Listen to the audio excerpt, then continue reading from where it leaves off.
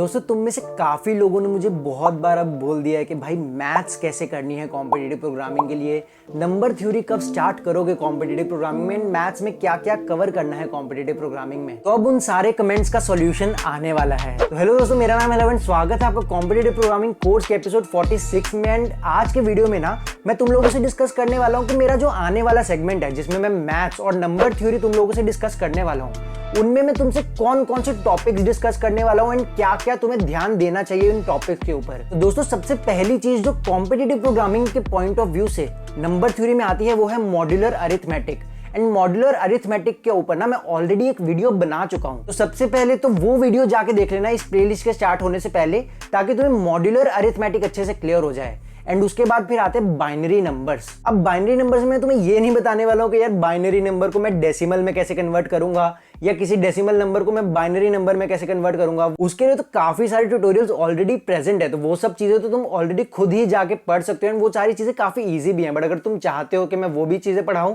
तो मुझे नीचे कमेंट में बता देना। बट मैं वो चीजें अवॉइड करूंगा एंड मैं बेसिकली स्टार्ट करूंगा कि बाइनरी नंबर्स का कॉम्पिटिटिव प्रोग्रामिंग में क्या यूज होता है। तो बेसिकली बाइनरी नंबर्स क्या होते हैं, उनकी क्या रिप्रेजेंटेशन है। तुम में से काफी लोग तो ये सोचते हो यार ये तो बाइनरी नंबर्स है, ये तो मेरे को आता ही है, बट मैं काफी श्योरिटी से बोल सकता हूँ कि बाइनरी नंबर्स के कुछ ऐसे कॉन्सेप्ट्स हैं जिनमें तुम्हें ऑलरेडी 100% क्लैरिटी नहीं होगी एंड तुम्हारे बेसिक्स पूरे क्लियर नहीं होंगे। फॉर एग्जाम्पल जब तुम C++ में लिखते हो integer a is equal to 2 to power 31, but ये जो स्टेटमेंट एक वैलिड स्टेटमेंट नहीं है। तुम 2 टू पावर 31 को इंटीजर a में स्टोर नहीं कर सकते हो। बट क्यों स्टोर नहीं कर सकते हैं? इंटीजर a जो होता है, जो इंटीजर डेटा टाइप है, वो तो 32 बिट डेटा टाइप है ना, कि 32 बिट्स को स्टोर कर सकता है। और 2 टू पावर 31 वो भी एक 32 बिट्स का नंबर है, तो हम क्यों नहीं स्टोर कर सकते? एंड मैं काफी श्योर हूं कि तुम में से काफी ज्यादा लोगों को इन सब छोटी छोटी चीजों में क्लैरिटी नहीं होगी एंड नहीं पता होगा कि ये सारी चीजें कैसे वर्क करती हैं। तो ये सारी चीजें मैं तुम्हें बाइनरी नंबर्स में एक्सप्लेन करूंगा।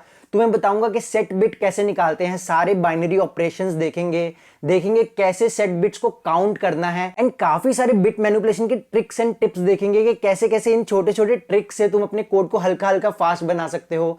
तो वो सारी चीजें देखेंगे। उसके बाद देखेंगे बिट मास्किंग क्या होता है, बिट मास्किंग का यूज कहां करते हो, सबसेट्स कैसे जनरेट कर सकते हैं यूजिंग बिट मास्किंग।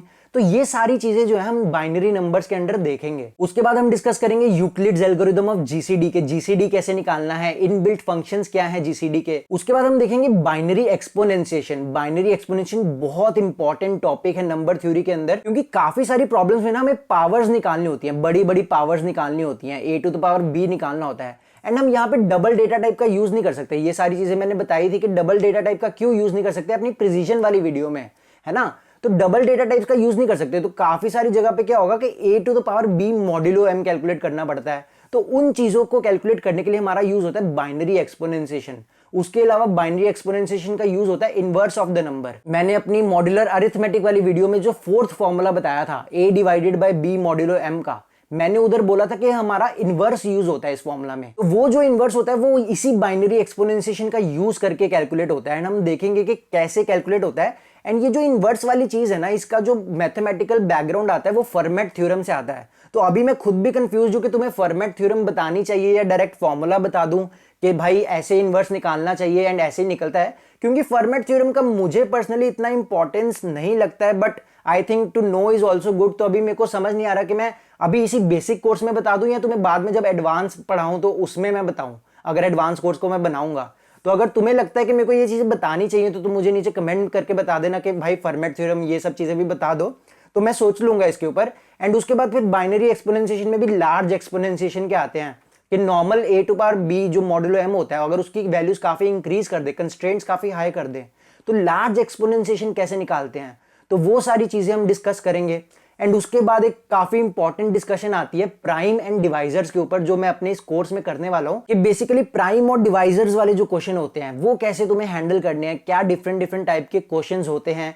एंड उसके बाद एक प्राइम की एल्गोरिदम आती है, बहुत इंपॉर्टेंट एल्गोरिदम, सीव एल्गोरिदम। उससे हम काफी सारे प्राइम के क्वेश्चंस बहुत इजीली कर सकते हैं। एंड इतनी सिंपल एल्गोरिदम है, येट उससे इतने अच्छे अच्छे क्वेश्चंस बनते हैं। एंड अगर तुम्हें वो एल्गोरिदम नहीं पता है तो तुम वो क्वेश्चंस को बिल्कुल नहीं कर सकते। तो वो एल्गोरिदम जानना बहुत जरूरी है एंड उससे बहुत अच्छे अच्छे क्वेश्चंस बनते हैं।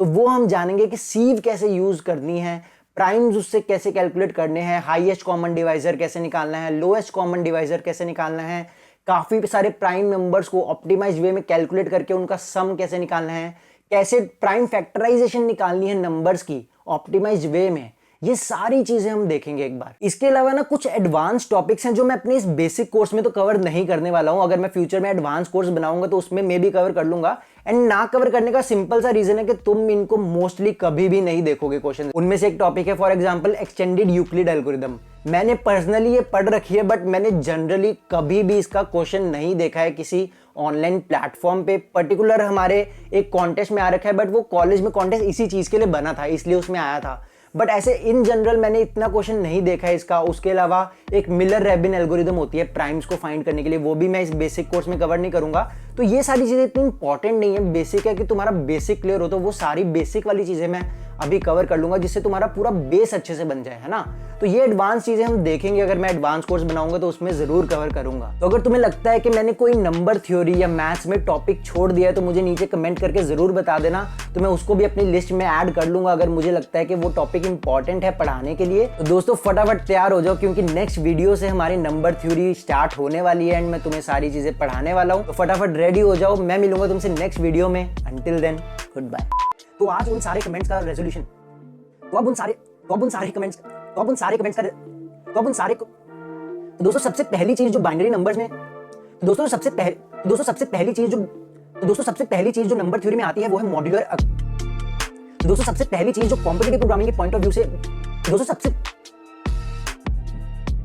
सबसे पहली चीज जो फॉर एग्जांपल जब तुम लिखते हो integer a is equal to 1, for example जब तुम C++ में लिखते हो integer a is equal to 2 to power 32, उसके बाद हम डिस्कस करेंगे यूक्लिड्स एल्गोरिथम। उनमें से एक टॉपिक है एग्जांपल